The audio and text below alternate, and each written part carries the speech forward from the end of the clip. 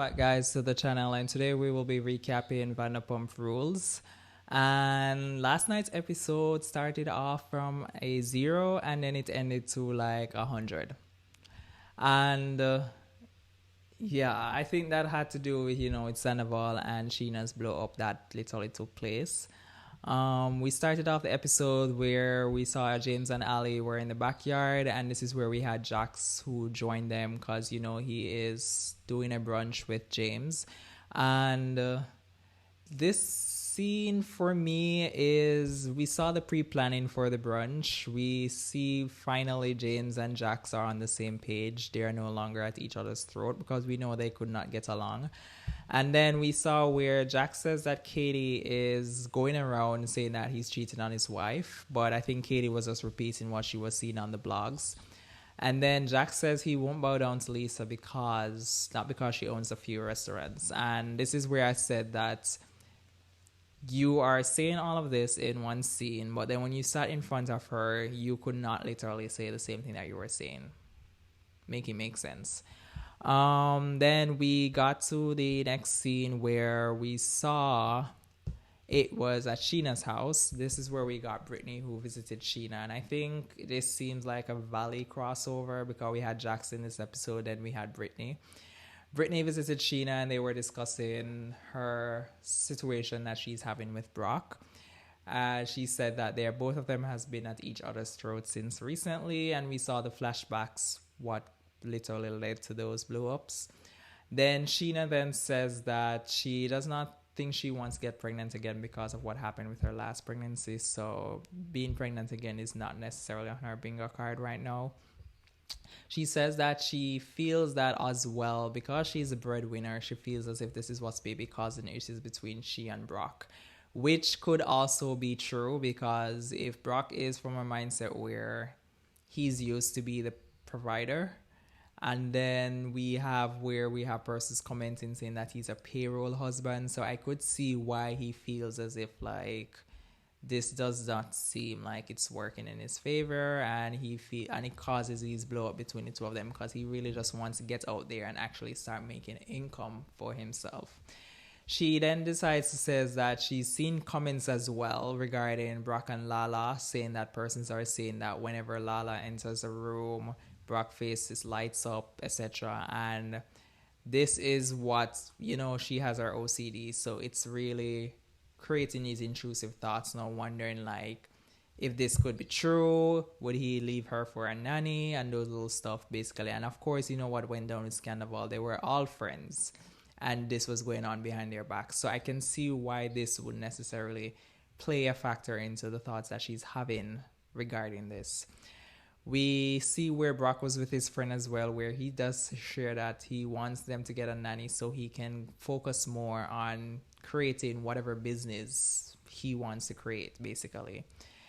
We see the next scene where we saw Katie and Tom. They went for lunch. This scene was really nice to see that although they are divorced, they can still be friendly and not always arguing or not speaking to each other or anything like that. So I enjoyed this scene.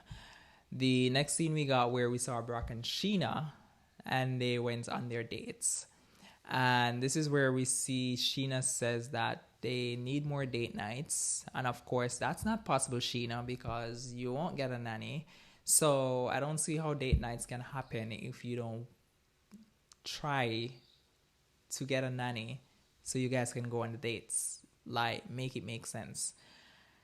She then tells Brock then says he wants to take the pressure off of Sheena so she could enjoy herself more. And I could see why he's pushing for this nanny, because he wants her to have more time on herself so they can enjoy each other basically, and not always so focused on the child and who's watching the child and etc. Sheena then asked him if she ever thinks that him having Summer would be his second chance in being a parent, because we know his first two children, he cannot see them because of back child support. So she's saying that basically if now that you have Summer and you're such a good dad, do you ever think this is maybe your second chance of being a parent? And he gets teary-eyed because he really just wants to see his children. He really wants to reconnect with them. He shares that when he was younger, I guess he made some foolish decisions, but now he wants to actually, make things right, which we can all agree on. That's a good gesture. Brett then says that he thinks that they would, do good if they do couple therapy. And I think that would be great as well, because that would help them with some of the bickering that they have going on, as we saw in the future scene where they were bickering at the pool party. So I see why, a couples therapy would maybe help them figure out what's happening, how to fix things, etc. Then we got Sandoval and Schwartz, where Schwartz decided to get a tattoo of his dogs on his back. And Schwartz then says that he wants to make proper financial decisions, as the last decision, which we know is the bar, Schwartz and Sandy, is still haunting him. So him moving into the house with Sandoval is not a proper financial decision at this point, because that would be more expense on him, and to him, he's not seeing it where it's like an investment for him. It's just that he's just paying this money. James and Ali.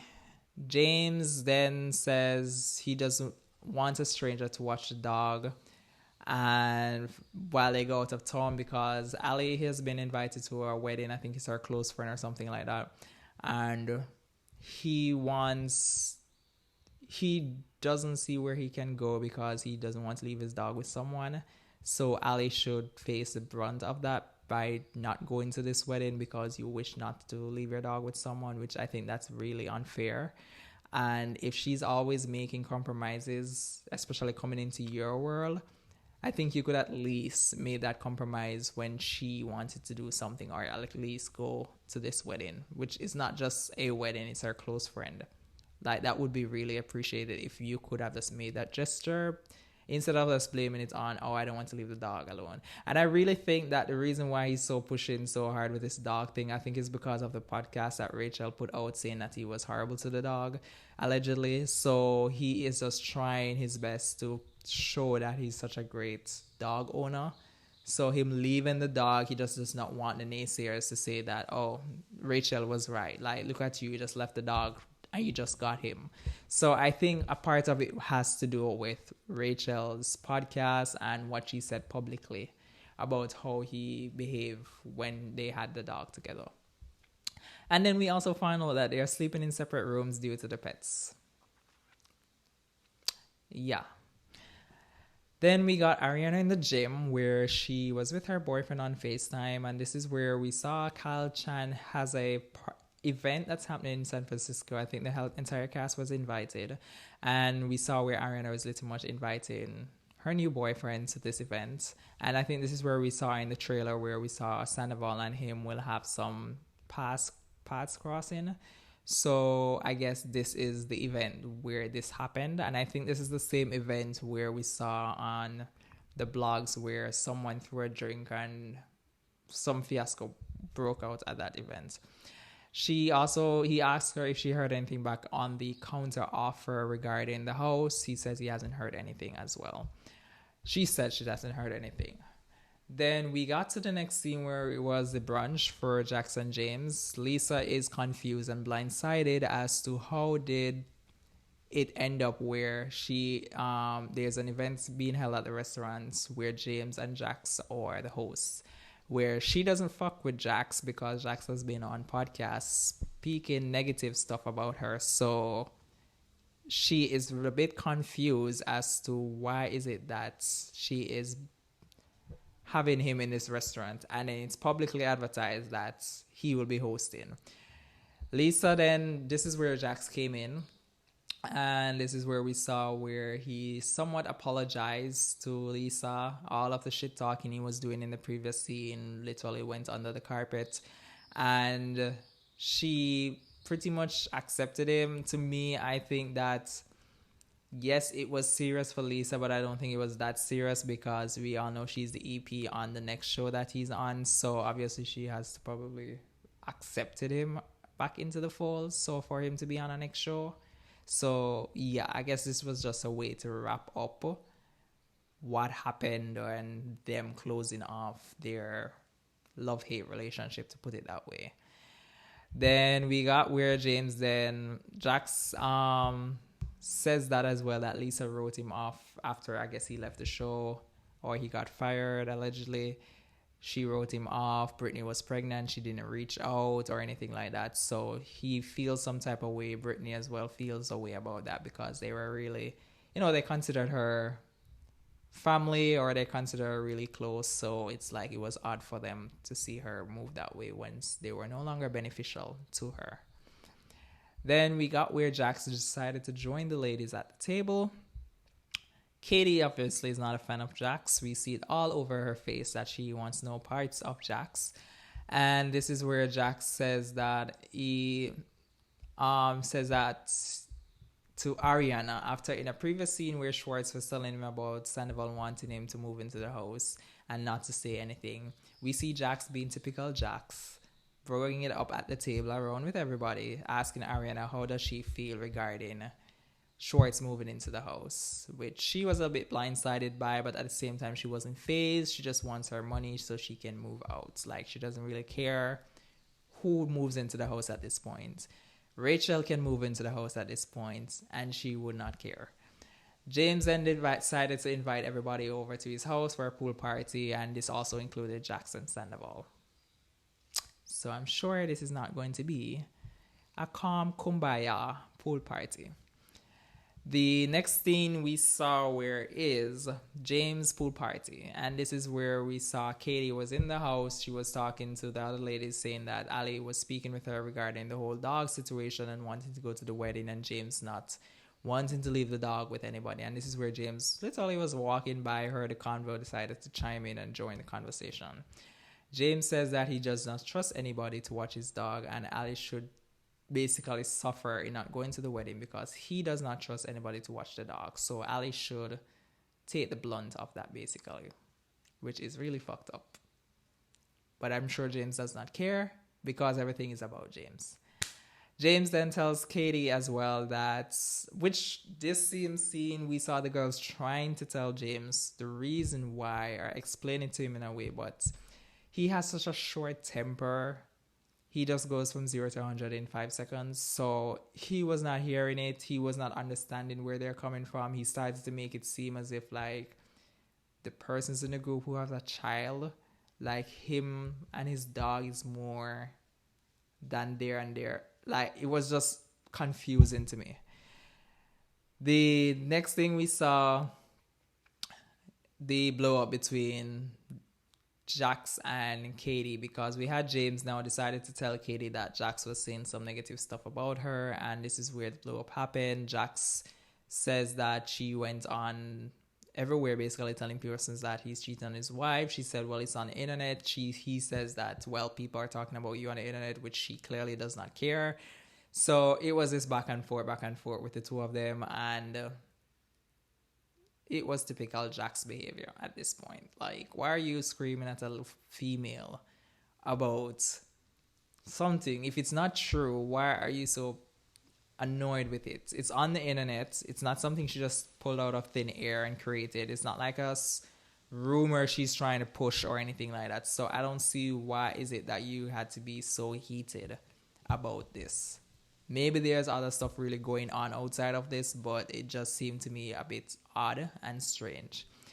The next thing we saw is Schwartz then decided to pull Ariana to the side to speak to her about the whole Sandoval wanting him to move into the house, which she already was privy to based on Jack's opening his big mouth.